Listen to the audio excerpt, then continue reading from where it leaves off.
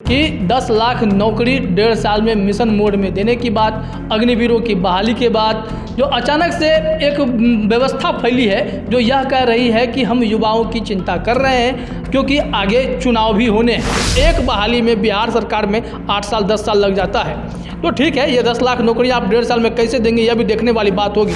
हो ये रहा है कि वैकेंसीज अनाउंस होती है, परीक्षा के लिए फॉर्म भरे जाते हैं, परीक्षाएं टलती हैं, होती हैं तो फिर किसी लिटिगेशन में फंसता है। नौकरियां देने को इवेंट मैनेजमेंट करने की ज़रूरत क्या है? इवेंट उसको एक तरह से इवेंट बनाने की क्या ज़रूरत है कि आप अनाउंस करते हैं कि हम इतना नौकरी देने जा रहे हैं। नरेंद्र मोदी जी के राज में बेरोजगारी दर आज सबसे अधिक है।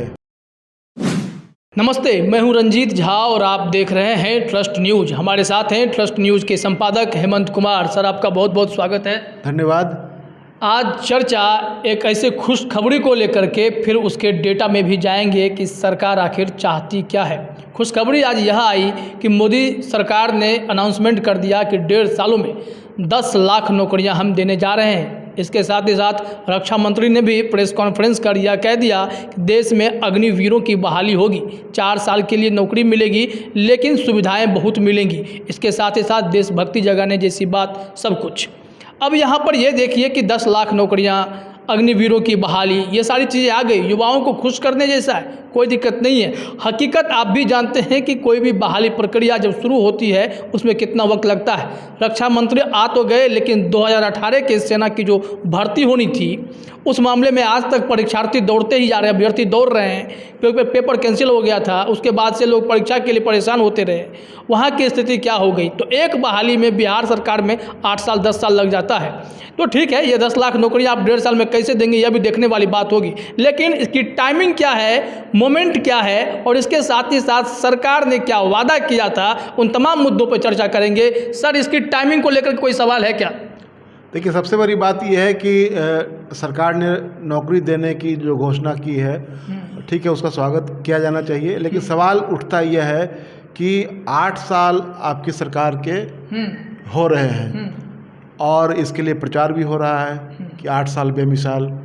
तो ये सवाल उठ रहा है कि नौकरियां देने का जो सिलसिला है वो एक कंटिन्यूएशन में होना चाहिए। कंटिन्यूस प्रोसेस होना चाहिए उसका, कि वो सिलसिला चलते रहना चाहिए। लोग रिटायर होते हैं, लोग वैकेंसीज आती हैं, फिर लोगों के लिए वैकेंसीज अनाउंस होता है, फिर लोग परीक्षा देते हैं, रोज़गार पाते हैं। तो ये सिलसिला तो लगातार चलना चाहिए। हो ये रहा है कि वैकेंसीज अनाउंस होती है, परीक्षा के लिए फॉर्म भरे जाते हैं, परीक्षाएं टलती हैं, होती हैं तो फिर किसी लिटिगेशन में फंसता है। तो अभी जो ये इन्होंने अनाउंस किया है, तो सबसे बड़ी बात यह है कि नौकरियां देने को इवेंट मैनेजमेंट करने की ज़रूरत क्या है? इवेंट उसको एक तरह से इवेंट बनाने की क्या ज़रूरत है कि आप अनाउंस करते हैं कि हम इतना नौकरी देने जा रहे हैं। सवाल उठता है कि जब ये 8 साल आपके हो गए और 24 में चुनाव होना है देश में, तो ये प्रोसेस अगर अपने नियत निर्धारित समय से और बिल्कुल कंटिन्यूटी में अगर चलता रहता तो ये ऐसा करने की, और उसको भी लोग याद करते हैं। अगर आपकी सरकार नौकरी देगी लोगों को, आपके कार्यकाल में नौकरी मिलेगी, तो उसको थोड़े लोग भूल जाएंगे। लोग तो याद रखेंगे कि नौकरी मिली है। तो एक तो यह है, लेकिन सबसे अहम सवाल ये है कि इनके राज में, नरेंद्र मोदी जी के राज में बेरोजगारी दर आज सबसे अधिक है जी। और 2019 में तो इसने रिकॉर्ड तोड़ा था, 45 साल का रिकॉर्ड टूटा 45 साल का रिकॉर्ड टूटा था और अभी वह 8.7 पर पहुंच गया हुआ है जी। वो 2019 के 45 साल के जो रिकॉर्ड की बात करते हैं उसको भी ध्वस्त कर चुका है। उस वक्त जब 6.1% हुआ था तो कहा गया था कि ये 45 साल का रिकॉर्ड है, क्योंकि पिछली सरकार के पास 3.4% का ये बेरोजगारी दर था। यानी कि बेरोजगारों की तादाद आपके यहाँ बढ़ते जा रही है, नौकरी नहीं मिल रही है। इनके आने से पहले जो बेरोजगारी दर देश में थी वह 3.4% थी जी। तो कहने का मतलब यह है कि आपके आने के बाद बेरोजगारों की तादाद बढ़ी, खूब बढ़ी है सर। तो आप जो नौकरी देने का जो घोषणा कर रहे हैं, एक तो आपने कहा है कि मिशन मोड में हम 10 लाख नौकरी 1.5 सालों के भीतर में देंगे और अलग अलग विभागों को इसके लिए इंस्ट्रक्ट किया गया है, निर्देशित किया गया है। दूसरी घोषणा हुई है कि सेना में अग्निवीरों की बहाली होगी, नियुक्ति होगी और वह 4 साल के लिए होगी, उसके अलग अलग कंडीशंस हैं। 4 साल में आपको वो वहाँ से निकल जाना है और फिर बाहर। अब सवाल उठता है कि ऐसी नौकरी जो आप दे रहे हैं, कोई आपातकाल तो है नहीं कि जो आप सेना में लोगों को बुला रहे हैं भर्ती करने के लिए। जब गौरव भाटिया को सुनेंगे तो कहने कि युद्ध की स्थिति के लिए भी लोग को तैयार करेंगे, मतलब कहना क्या चाहते हैं। खैर, इसमें आप नौकरी देना चाहते हैं कि युद्धोन्माद फैलाना चाहते हैं। और उसमें गौरव भाटिया को मैं भी सुन रहा था, वो कह रहे थे कि देशभक्ति का जज्बा युवाओं में जगेगा। अरे जितने लोग नौकरी करते हैं वो देश की सेवा कर रहे हैं, और जो लोग देश की सेवा कर रहे हैं वो सब लोग देशभक्त हैं। कहीं किसी भी मोर्चे पर हो, चाहे सेना में हो या आप सचिवालय में नौकरी करते हो, अलग अलग बात है कि आप जहाँ भी नौकरी कर रहे हैं सबका रिस्क फैक्टर अलग अलग होता है। जी, अब सब बड़ा सवाल यह है कि मोदी सरकार ने कहा कि हम 10 लाख नौकरियां देंगे, लेकिन सबसे बड़ी बात यह है कि मोदी सरकार ने रोजगार या नौकरियों के लिए कोई क्रिएशन नहीं किया है। ये स्वतः खाली पद हो रहे हैं, क्योंकि जो हमारे पास आंकड़ा है, केंद्र सरकार के 40 लाख से कुछ अधिक पद स्वीकृत पद हैं, जिसमें से कहा जा रहा है कि 21% पद जो हैं वो खाली हैं। तो उसमें से रेलवे में 15% खाली हैं, जो डेटा है। होम मिनिस्ट्री के 12% खाली हैं। साइंस एंड टेक्नोलॉजी के 66% खाली हैं। पीएमओ में खुद 26% पद खाली हैं। जल संसाधन विभाग के 42% पद खाली हैं। नीति आयोग के 32% पद खाली हैं। और बैंक में 41,000 से ज़्यादा पद खाली हैं। और सरकारी स्कूल में, अगर केंद्र सरकार के सरकारी स्कूल की अगर भी बात करते हैं या कुछ जोड़ लेते हैं, स्वीकृत पद तो 60 लाख प्लस हैं, लेकिन 10.6 लाख पद खाली हैं। तो इसमें से ऐसा कहाँ दिखाई पड़ता है कि मोदी सरकार ने कोई जॉब क्रिएट करके नई नौकरियां, जो 2 करोड़ नौकरियों की बात होती है, रोजगार की बात होती है, वो रोजगार ये पैदा कर रहे हैं। ये तो अपने आप में तो ये स्वतः वाला कोई भी सरकार होती तो जो खाली है। सरकारी नौकरी और रोजगार में फर्क है। जो उन्होंने सरकार में आने के बाद घोषणा की थी कि हम प्रति साल 2 करोड़ रोजगार देंगे, उस हिसाब से 16 करोड़, उस हिसाब से 16 करोड़ लोगों को अब तक रोजगार मिल जाना चाहिए था। देश की आबादी 130 करोड़ है और इस आबादी में 40 करोड़ लोग नौकरी कर रहे हैं, और इनके आने से पहले 43 करोड़ लोग नौकरी कर रहे थे। अब वो अगर 40 करोड़ पर आ गया है तो 3 करोड़ लोगों ने नौकरी गंवाई, चाहे वो रिटायर हुए होंगे। तो अगर मान लीजिए कि ये जो है, तो ये तो वैकेंसी है, एग्जिस्ट कर रही है। अगर ये बहाली हुई रहती तो ये 43 का आंकड़ा आगे जाता, नहीं कि अभी का आंकड़ा है कि 40 करोड़ लोग कर रहे हैं। रोजगार कम हो गए, तो इसका मतलब कि रोजगार कम हो गया। आप जो अलग अलग विभागों में पदों को आप सरेंडर कर रहे हैं, तो पदों को सरेंडर करने का मतलब होता है कि उस पर बहाली नहीं होती, पद स्वतः मृत प्राय हो जाते हैं। जी, जैसे रेलवे में कहा गया है करीब 1.5 लाख पद जो है वो खत्म किए जा रहे हैं। तो आप पद भी खत्म कर रहे हैं, दूसरी तरफ नौकरी देने का ढिढोरा भी पीट रहे हैं आप। देश में 90 करोड़ लोग अभी नौकरी की तलाश कर रहे हैं, और 2021 के जून तक का जो आंकड़ा है कि 2.5 करोड़ लोग जो अपनी नौकरी गंवा चुके हैं। जी, जून में, मतलब कि आज से एक साल पहले की बात। जनवरी से जून के बीच का बस रिकॉर्ड था ये 2021 का, कि यहाँ पे लोग 2.5 करोड़ लोगों ने रोजगार जो है खत्म हो गया, उसको जॉब गंवा चुके हैं। ऐसी स्थिति में ये लोग आ गए हैं। तो देखिए, ये मुझे लगता है कि अभी रोजगार का सवाल देश में सबसे बड़ा सवाल है, और यह सवाल लोगों को मथ रहा है, लोगों को परेशान कर रहा है। जो यूथ है इस देश का, वो सबसे ज़्यादा बेचैन है रोजगार के सवाल पर। लेकिन अब आप 2 तरह का काम कर रहे हैं। अब जब पूरा जो पॉलिटिकल मशीनरी है सरकार की, उनका कार्य व्यापार अगर आप देख लेंगे तो उनका पूरा फोकस जो है वो एजेंडा अलग है। वो नफ़रत का एजेंडा है, वो हिंदू मुसलमान का एजेंडा है, वो मंदिर मस्जिद का एजेंडा है, वो भारत पाकिस्तान का एजेंडा है। और इन्हीं एजेंडों पर आप चीज़ों को ले जा रहे हैं। इनके प्रवक्ताओं को देखिए, इनके प्रवक्ताओं को के सामने अब जनसंख्या का सवाल लेकर के आएंगे, मुसलमानों की बढ़ती आबादी लेकर के आएंगे, मंदिरों की बढ़ती आबादी लेकर के आएंगे, तो ये मदरसों में आतंकवादी पलते हैं। ये तमाम तरह की बातें होंगी।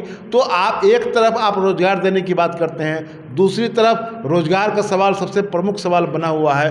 और आपकी जो पूरी पॉलिटिकल मशीनरी है वह क्या करती है, वो इन चीज़ों से अलग एक नए किस्म का राग अलापती है। अभी आप देखेंगे कि जो पैगंबर मोहम्मद वाले सवाल पर जो पूरे देश में विवाद खड़ा हुआ और बाद में हिंसा हुई कई राज्यों में, कुछ रांची में 2 लोगों को जान गंवानी पड़ी, और उसके बाद एक फिर उसकी प्रतिक्रिया में दूसरी कार्रवाई हो रही है, लोगों के घर ढाए जा रहे हैं। तो सवाल उठता है कि आप रोजगार का जो सवाल लेकर के आ रहे हैं, आप लगता है कि कुछ हमेशा एक रोड मैप बना हुआ है, इस महीने में ये काम करना है, इस महीने में युद्ध का उन्माद फैलाना है, अगले महीने में आप रोजगार का सवाल करना। पूरा एक प्लान्ड वे में सब कुछ सरकार करती दिखाई पड़ती है। आगे गुजरात का चुनाव है या आगे फिर से लोकसभा चुनाव होना है, तो उन्होंने 1.5 साल का टारगेट रख लिया कि 1.5 साल में इतनी बहाली हम कर देंगे, बहाली निकाल देंगे, उसके बाद बहाली में आपको उलझा देंगे, फिर बहाली 10 साल तक चलती रहेगी। इस स्थिति में क्या हम लोग आएंगे? वरुण गांधी को अगर ट्विटर पे हर कोई फॉलो कर रहा होगा, युवा भी 1.1 मिलियन लोग उनको फॉलो करते हैं, और उनकी ही बातों को ओवैसी कोट करके डाल रहे हैं कि वरुण गांधी ने केंद्र सरकार के इतने डेटा के बारे में बताया है, कहाँ रोजगार है, नहीं है।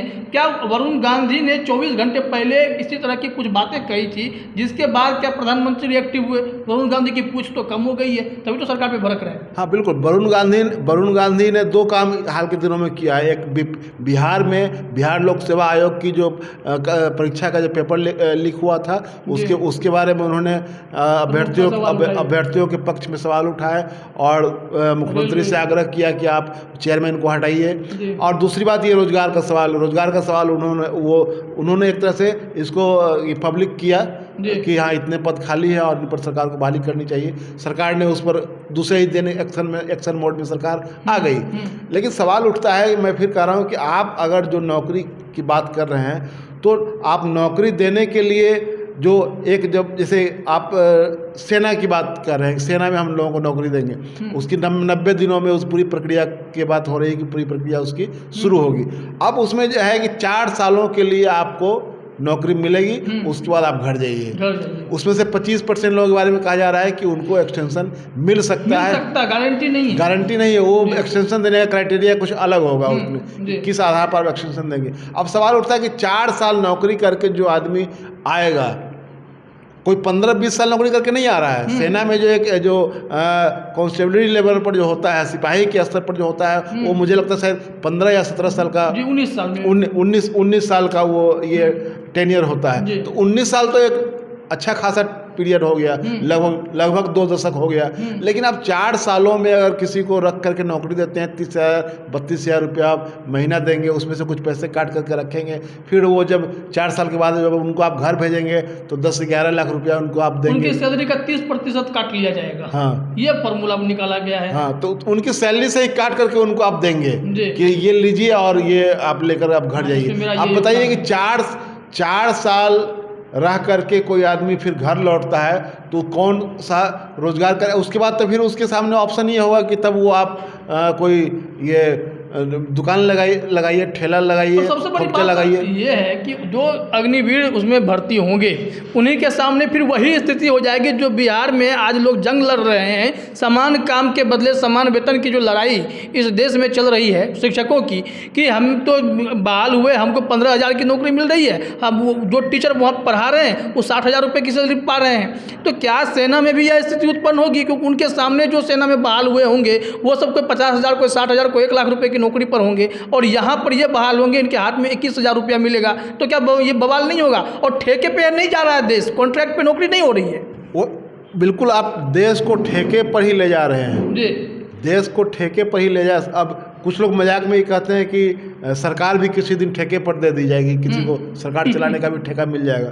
तो इसीलिए मैं कह रहा हूँ कि ये जब इनकी मंशा पर ही संदेह होता है कि जब आप कहते हैं कि हम देशभक्त, युवाओं में देशभक्ति का जोश जगाना चाहते हैं, हम युद्ध के लिए तैयार करना चाहते हैं। अरे आप युद्ध के लिए, कहाँ युद्ध हो रहा है? आप एक तरह से प्रॉक्सी वार की बात आप फैला करके, तो वही मैं कह रहा हूँ कि ये सब कह करके आप एक तरह से लोगों का इमोशनल, ये ब्लैकमेल जो कहते हैं, इमोशनल अत्याचार आप करना चाह रहे हैं लोगों पर, कि इमोशनली उनको चार्ज किया जाए कि अरे देश के लिए काम करना है, देशभक्त हो बनना है, इसके लिए क्या करना है, चलो 4 साल के लिए नौकरी किया जाए, फिर अपना घर लौट कर क्या लौट जाएंगे, देशभक्ति की फीलिंग लेके लौट हाँ, जाएंगे। देशभक्ति की फीलिंग लेकर लौट आएंगे। तो ये क्या अरे नौकरी देनी है तो आप नौकरी दीजिए ना, आप अगर कॉन्ट्रैक्ट पर ही देना है तो उसकी शर्तें रखिए, लेकिन 4 साल के लिए 2 साल के लिए कौन सी नौकरी है कौन सी नौकरी। और सबसे बड़ी बात है कि ये आप रोटेशन में नौकरी देना चाह रहे हैं कि हम युवाओं को भर्ती करेंगे, 4 साल बाद उन्हें कहेंगे कि आप रिटायरमेंट की स्थिति में आ गए। मुझे तो बार बार यही स्थिति नज़र आती है कि 4 साल के दरमियान ही अगर इन लोगों ने यह कहा कि हमें भी समान काम के बदले समान वेतन मिलना चाहिए, चाहे वो सेना में हो, चाहे वो शिक्षक हो, किसी भी क्षेत्र में हो, तब क्या करेगी सरकार? फिर तो आंदोलन प्रदर्शन यही चलेगा। बिल्कुल, आप एक तरह से ये अराजकता की स्थिति पैदा होने वाली है कि आप जब समान, एक तरफ समान काम के लिए समान वेतन की मांग हो रही है, कई राज्यों में पुरानी पेंशन योजना वापस हो रही है जी। जो वाजपेयी सरकार के ज़माने में ख़त्म की गई थी, पेंशन की व्यवस्था ख़त्म की गई थी। तो एक तरफ कुछ पुरानी चीज़ों को लाया जा रहा है, दूसरी तरफ आप ये नया चीज़ लेकर आ रहे हैं कि 4 साल के लिए आपको हम नौकरी दे रहे हैं, इसमें पेंशन भी नहीं है, पेंशन कुछ नहीं है, आप ढिढोरा उसको आप एक देशभक्ति का आवरण, देशभक्ति का चोला, देशभक्ति आज की तारीख में इस देश में ऐसा चीज, देशभक्ति और राष्ट्रद्रोह, आप सरकार का विरोध राष्ट्र विरोध हो जाता है। सरकार का विरोध है वो राष्ट्रद्रोह है, राष्ट्र विरोध है, और सरकार जो कुछ भी कर रही है वो सब देशभक्त माने देश के लिए कर रही है, बाकी दूसरे लोग जो हैं वो सब देश के विरोध में काम कर रहे हैं। अब बताइए कि आप नौकरी देने जा रहे हैं, 4 साल की नौकरी देने जा रहे हैं, और उस पर आप क्या चढ़ा रहे हैं मुलम्मा कि ये राष्ट्र भक्ति का जोश जगाएंगे, देशभक्ति का जोश जगाएंगे और युद्ध के लिए तैयार करेंगे लोगों को कि युद्ध होगा तो युद्ध लड़ने के लिए ये यहाँ की युवा तैयार। तो ये एक तरह से जो युवा मानस है, जो हमेशा देशभक्ति की भावना से ओतप्रोत रहता है, उसकी भावनाओं का आप दोहन करना चाहते हैं और कुछ नहीं करना चाहते हैं। आप युवाओं का भविष्य सुरक्षित नहीं करना चाहते हैं। आप अगर चाहते हैं कि युवाओं का भविष्य, अरे भविष्य सुरक्षित कैसे, और 25-30 साल तक नौकरी करेगा तब ना उसका भविष्य सुरक्षित होगा। जी, अब सबसे बड़ा सवाल यह है कि इसे बहुत गौर करने वाली बात है, जब तक आपके पास सेना में बहाली नहीं थी तो आपने ये तरीका निकाल लिया, निश्चित तौर पर वहाँ पर वैकेंसी रही होगी, क्योंकि आप फुल टाइम नौकरी दे नहीं सकते क्योंकि आपके पास पैसा नहीं है। और आपने इस तरह से, मेरे एक डेटा देख रहा था मैं सर, उसमें बताया था कि $25 अरब के आसपास हर साल सरकार कर्ज ले रही है। तो ये स्थिति आ गई है, और ऐसे परिस्थिति में आप सेनाओं में 4 साल वाली नौकरी दे रहे हैं, लोगों को बहाल कर रहे हैं, आप यह दिखाने की कोशिश कर रहे हैं कि हम पैसा बचा रहे हैं, मतलब आपके पास फंड नहीं बचा है कि आप बहाली कर सकें, लोगों को नौकरी दे सकें। एक आंकड़ा तो यह भी था, जैसे शिक्षकों की बहाली की बात हो रही है कि 60 लाख 61 लाख टोटल पद हैं, और बिहार में सबसे अधिक शिक्षकों के पद खाली हैं, तो सरकार यहाँ पर बहाली नहीं कर पा रही है। जब वैकेंसी है तो आप नहीं कर पा रहे हैं, इसका मतलब है आर्थिक तौर पर देश कमज़ोर हो चला है, पैसे नहीं है सरकार के पास, और ये ढकोसला पीटा जा रहा है कि 4-4 साल की नौकरी देंगे हम आपको, और फिर वहाँ पर आपको फिर छुट्टी कर देंगे ताकि बाकी लोग जो काम कर रहे हैं वही करें और आप लोग रोटेशन में काम करते रहें। बिल्कुल, यह जो व्यवस्था है, ये लोगों का भविष्य जो है अपनी मुट्ठी में लेने का ये सवाल है।